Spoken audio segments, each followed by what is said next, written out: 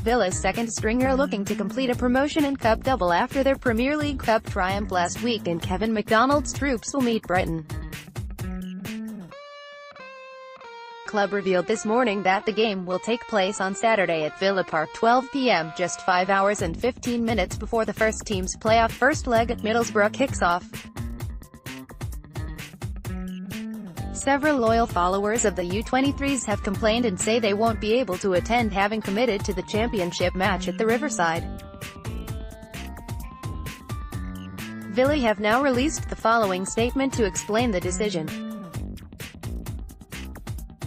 The scheduling of the match was determined by the Premier League. Aston Villa submitted a request for the final to take place outside the designated dates of the 4th to the 7th of May due to our U23s participating in the Premier League Cup final on the 4th of May. Unfortunately, Brighton have a Sussex Senior Cup final against Crawley Town on Wednesday the 9th of May, which we were advised could not be rescheduled, thus preventing the fixture from taking place this week. Competition rules state that the final must be played at the home venue of the highest-placed playoff finisher. With our second-leg championship playoff tie against Middlesbrough taking place on Tuesday the 15th of May, the fixture couldn't take place beyond Saturday to allow sufficient time for the pitch at Villa Park to be prepared properly for the first team. We apologise for any inconvenience caused. The club is currently working on broadcasting the game live on our media channels for supporters who are unable to attend due to travelling to Middlesbrough for the playoff first leg. More Villa news. Aston Villa are embarking upon their first ever playoff campaign and take on Middlesbrough on Saturday evening. Villa's manager Steve Bruce has competed in the playoffs twice previously, and both times he's emerged victorious. 7 of the club's squad have prior championship promotion winning experience. The odds are slightly in Villa's favour. But, as we've discovered during the course of the last 9 months, pretty much anything is possible once a second-tier game kicks off. Team news. Birger Bjarnason will be fit, having sat out of Villa's final day defeat at Millwall as a precaution following a back problem. Andre Green came through another outing for Villa's under-23s as they won the Premier League Cup last week and could be a surprise inclusion in the squad.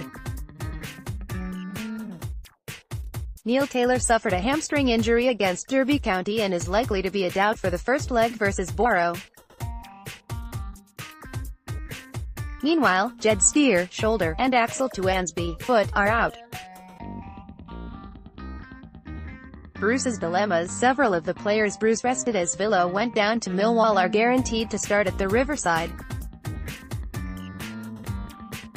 With a 4th-placed finish guaranteed, Bruce was able to rest key players, but he was also able to have one final check on those who've dipped in form of late. Conor Auriemé and Albert Adoma are Villa's 2 top goal scorers this season, but they've dipped below their high standards in the last month.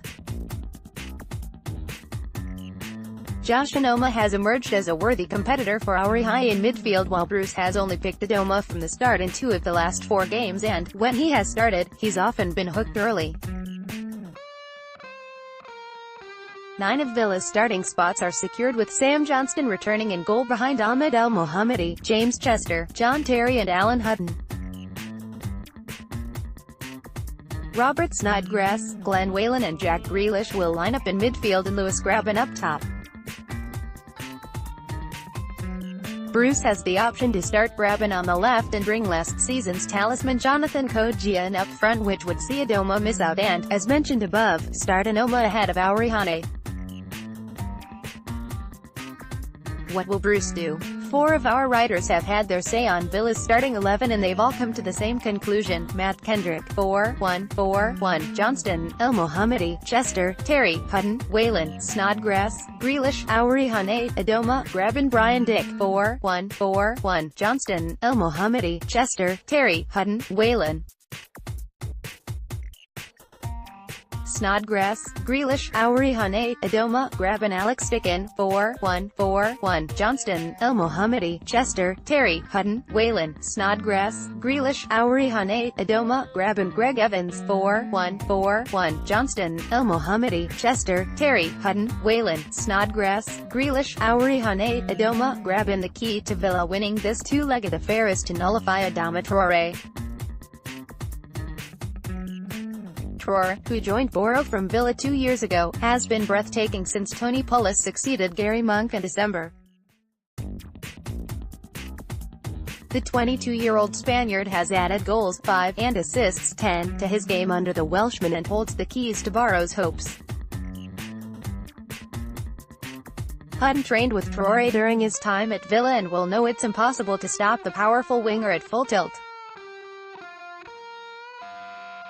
Villa's Scottish CAFU will need to get to Traoré early and prevent him from dashing towards him at full pelt.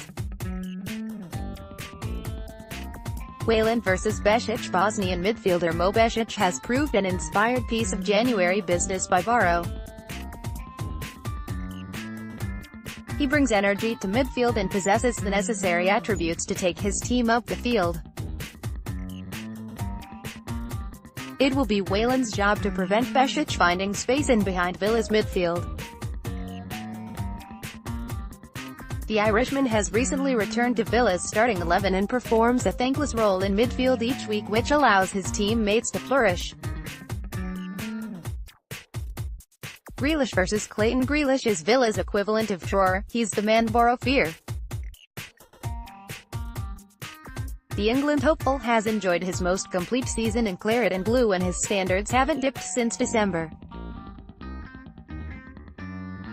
If Villa are to advance, Grealish will have a big say in these next two fixtures. Adam Clayton wasn't initially fancied by Pulis, but he's worked his way back into the team at the expense of Grant Leadbitter.